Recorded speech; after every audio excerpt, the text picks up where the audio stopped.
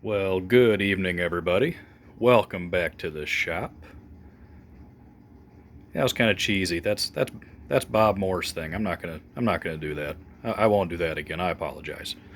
Anywho, so since the Bearcat is kind of to the stages where I'm just doing small little things here and there to get it pretty much completed to the point where it's actually finished. I'm just kind of taking a back seat for the moment since I'm in absolutely no hurry. I mean, literally, right now, if I bolted a prop on there, I could fly it. Even though we're not on this topic right now, I did paint the cowling, got the numbers on, finished painting the framework of the canopy. Now it just needs the black anti-glare paint on top, and literally that's it. But we'll be back to that some other time. But for now, we are back to the Hostetler 30% Super Chipmunk. Now, for those that have been following me for a while, probably remember this project. I started it almost 4 years ago. Okay? And lately, my thing has been building a lot of airplanes very quickly. I mean, I built the Zeroli Bearcat from start to finish in less than 4 months. So why 4 years for this stinking thing? Well, when I started it, I built the tail section, which has been done since I got the kit from National Balsa, and I framed up the fuselage. It wasn't sheeted or anything, but it was framed up. But then I put it aside because the new kit for the Carolina Custom Kit Super Chipmunk came available, and it was a little bit smaller. It was more of a 50cc class airplane instead of this one, which is 120cc. So I opted to go with the Carolina kits just because it was going to be quicker to build, easier to manage, and that sort of thing. And then I just kept doing other projects after that. But late last winter, I got the Hostetler Chipmunk back out and basically finished off the fuselage to the as far as I could get it. So it's all sheeted and all that good stuff. And I'm trying to remember where I left off in the last video for this. I think I had the wings all built and sheeted. I didn't have the leading edge or trailing edge or wingtips on or anything like that. And the center section was completely wide open. So, about a week ago, I decided to start working on it again. And let's see where we're at now. So last week I started off by finishing up the center section, which was mainly just getting the skins put on, cutting the openings in the bottom sheeting to accommodate the Sierra gear. That all was pretty straightforward. Then I went ahead and installed the trailing edge and leading edge, and as you can see, there's a hefty dose of filler on the trailing edge, and that's because the thickness of the trailing edge of the wing and the thickness of the trailing edge stock that goes on was quite a bit different. So I had to blend that out. Hopefully it looks okay under the covering. So I got all that taken care of last week, or last weekend, and throughout the week I installed the what's been known to be called Merlin locks. Which is a method for joining wing panels like this together, where you don't have access to the inside to be able to tighten bolts, but we'll explain that in a little bit. So as of yesterday morning, the ailerons had not been cut from the wing yet. They were still attached with the ribs. So I cut them off, faced the leading edge and trailing edge, trimmed up and faced the edges, beveled them, hinged them. Now the ailerons are completely finished. And once I had all that done and I had all the sheeting done, I laid on the filler and then sanded everything out while it was attached to the center section, because I want this to be a nice smooth blend. And right now it's pretty good. I'm very happy with it. Got the wingtips put on as well, and those are all trimmed those are all sanded to shape. You know, for something that's kind of a bear to do, I enjoy doing wingtips. It's kind of, I don't know. There's just something about it. It's not all that enjoyable to do, but for some reason, the finished product of a nice wingtip just makes you feel good. Good feeling. I like it. So right now we're looking at the wing pretty much ready for final sanding. Everything is sanded out with 150. When I was, putting the panels together and trying to even out some of the sheets before the filler, I was using 80 grit. Then I laid on the filler, and then I block sanded the entire wing, including the center section at the same time with 150. So this is all sanded with 150, and before covering, everything here will be sanded again with probably 320, 220 or 320. But yeah, that turned out really well. Let me put this on pause real quick, and I'll get this wing flipped over. Hang on. Alright, so now we got it all flipped over, and I'll explain to what the Merlin locks are. Now, there's nothing really special, and I know Merlin Graves didn't invent this, or if he did, I don't know about it. But this was just a very preferred method that he used for joining a wing section like this. Because normally you'd have like a wing tube, that goes in, and you can get a bolt coming in through the fuselage. And this is not that situation. The fuselage is permanently attached to the center section, and per the plans, you're supposed to drill a hole straight down and into the plywood joiners. But that just means over time the wing can kind of rock and get sloppy. So anytime you join a wing like this, you want to make sure that connection is going to clamp the wing panels together tightly every time. So, to further explain it, this is how they work. All we have exposed right now are some copper tubes, or not copper, but brass tubes. And you can see it's just the end coming out, and they're trimmed flush and then filled in and blended with the wing. And you can tell they're in there at an angle. So when we're looking at it like this, those tubes are going at an angle down like this. So these tubes go into the wing, and you can see the hole right there. So the tube is epoxied to a block on the inside of the wing panel in here. So first thing I did is took a block, just a square block, drilled a hole straight through it, put a blind nut on one side, but then I angled the block and cut it in half at an angle. So now the block is sitting like this. It's glued to this rib like this, and onto this rib like this.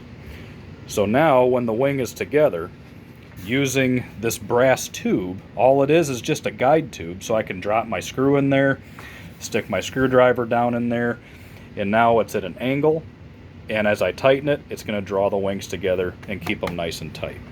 And that's the whole purpose of it. This was the first time I've ever used this method for securing wings like this, and it was not hard. The only thing I would say that maybe could be considered hard was just to get the geometry right of those blocks, because you start off with a square block, and then you got to figure out what angle you want it, and then cut the line down the center. So that way you have a block that's cut in half at the proper angle, and then getting these tubes at the right angle being glued to those blocks. It took a little trial and error, and one of them, yeah, this one I messed up on actually right here. This one is actually too far back, or not too far, but it's further back than this one. And when we go over here, as you can see, these ones match pretty much the same. So they are, this back one over here is just a touch off, but it doesn't really matter, to be honest with you. But yeah, once they're tight, it's going to make sure as I fly the airplane, as it sits, as it starts to kind of get a little loosey-goosey throughout its life, every time I tighten the wings, it's going to draw them together super tight, and that's important.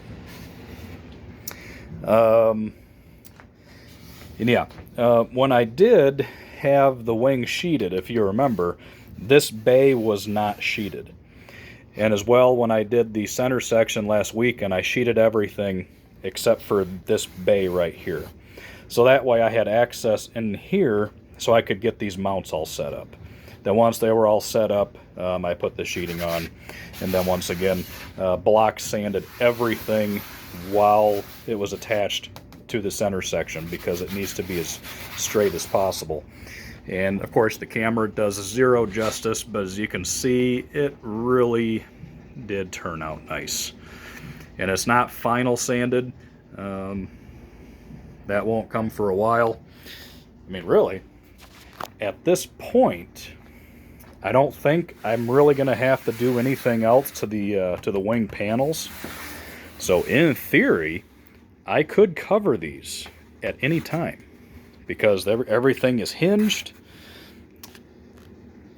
It's ready to go. I just have to go over it again with some 320, make it nice and smooth. And I'm a little concerned because it's not going to be covered in monocoat. I'm concerned that I'm going to run into the same issues I had with the Bearcat, which is, you know, any covering film besides monocoat is a lot thinner and shows everything. So I'm a little nervous. But on the plus side, this is what is considered a busy color scheme. The Bearcat, it's just shiny. That's it. There's nothing going on. Now a Super Chipmunk in the Art Shoal color scheme is a very, very busy color scheme. Of course, this is my good old Goldberg Chipmunk. So as you can see, the only part of the airplane that's plain is literally the stab, because the vertical fin and rudder have stripes. The fuselage has got graphics all over it. Of course, the wing is striped. So even if this surface is not 100% what I would consider perfect, there's going to be so much going on that you're not going to be able to see much anyway. But, you know, like I said, when I did the Bearcat, I ran my hands over it. Everything felt smooth. And, yeah, I don't know. I have a few more things I'm probably going to do to it that I need to muster up the courage to attempt it, because once I do this, there's no going back. So we'll see. This will be coming back in the future. And since we're here, we might as well look at it. See, canopy's finished off. The cowl has been painted.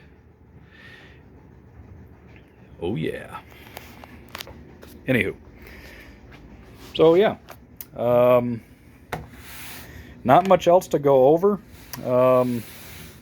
Fuselage. The next step is probably going to be to get the center section attached to the fuselage, and then I have to make those lovely fillets that blend everything in, and that's just going to be awful. We can see the bottom of my Carolina Kids Chipmunk there. Those fillets were not fun, and there's no templates, there's nothing to go by. I just got to go by pictures and, you know, what I think is right, and just hope it turns out good. Now, we have a problem. A big problem. But a good problem. At the same time, a problem.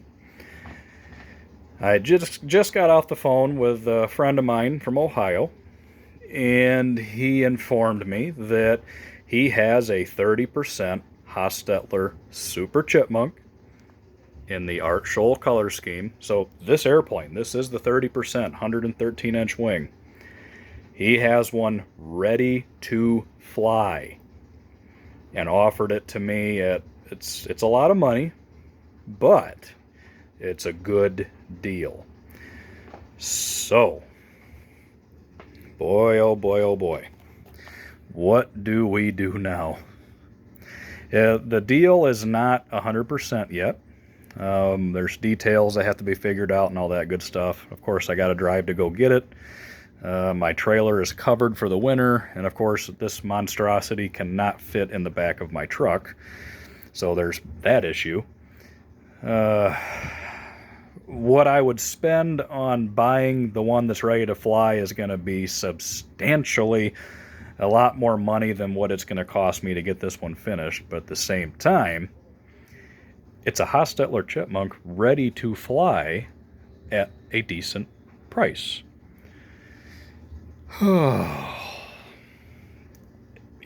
You know I can't say no, right? Now, does that mean I'm going to give up on this one? No.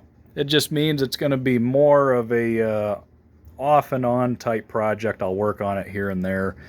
And until I seal the deal, I'm going to keep working on this one. I'm going to keep working on it as if I don't have another Hostetler Chipmunk to fly, because I don't yet. And plus, I still got my Carolina Kids one back there, got a Goldberg up there. You know, I got enough chipmunks, but if I can make this deal work, I'm pretty sure it's going to happen. So, oh boy. It's a good thing, but at the same time, it's terrible. Absolutely terrible. I wish I was a rich man and I wouldn't have to think about these things.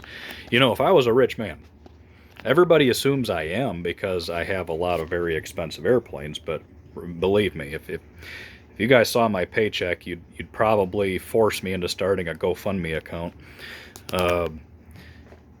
If I was a rich man, not only would I probably pay somebody to go get that chipmunk for me, I'd be paying somebody to finish this one, because yeesh. Anybody that's ever built a Hostetler anything knows what I'm talking about. This is a very, very in-depth build.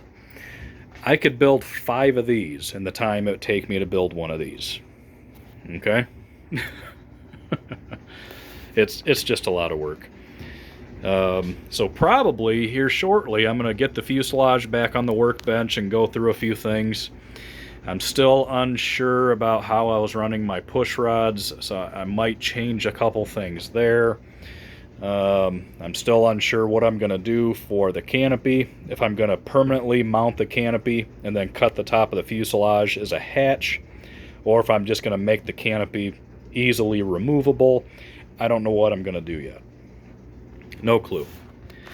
But if I was talking at the beginning of the building season, when I was starting on the Bearcat, I said, you know, it's a possibility that I could be flying the Bearcat and the Super Chipmunk this year. And that still is a possibility. However, I don't know if I could, it's an awful lot of work. I mean, the fact that I already built one airplane from scratch, you know, in a Bearcat of all things, and to finish this thing up all in one winter, that's a lot. And I just don't know if I have it in me. But we will see. I don't set goals for myself. I just plug away at it. So we'll see how that goes. Oh, and one thing I didn't like, hold on, I don't know what you're seeing right now. I apologize. So when the wing panels are slid together, there was quite a bit of did I just break something? I don't know. When the wing panels were joined together, there was quite a bit of slop back here up and down. So I just put a little dowel to use as a pin to, I don't know if you're going to be able to see this while I do it or not, since I can't see. But I just put a little pin in there so it locks everything together. So now everything is nice and rigid and can't move around. So, yeah, other than that, that's all I got for now. Good problems are not always good problems, you know. So kind of a shorter video today, but there's really not too much to go over other than now I have a giant surfboard sitting in my basement. Oh, I finally got my wheel pants and cowl ordered, Fiberglass Specialties. I had been calling and emailing them for about a year with no response, which it is what it is. They're busy, I get it. But they finally put the cowl and wheel pants on their website. So now they're going to see the order and make them, and we're good to go. Because I already have the canopy and, of course, the gear. So we're all good there. All right. Well, I have had enough of this thing for a while. I was sanding this wing for 5 hours today. All right. I am whooped. Now, this is why I don't glass and paint airplanes anymore. Because all the sanding that went into this and that's gonna go into this, I'm going to have to repeat that same process, 5 or 6 times if I were to glass and paint. Because right now, once I go over this lightly again with 320, it's done. It's ready for covering, and then we're just going to forget about it. So, yeah, I just don't have the willingness for all that sand and prime and sand and prime and fill and sand and prime and fill and I just can't do it. Can't do it. Did it enough. Can't do it no more. All right. I'm going to say it one more time. That's enough for today. Later.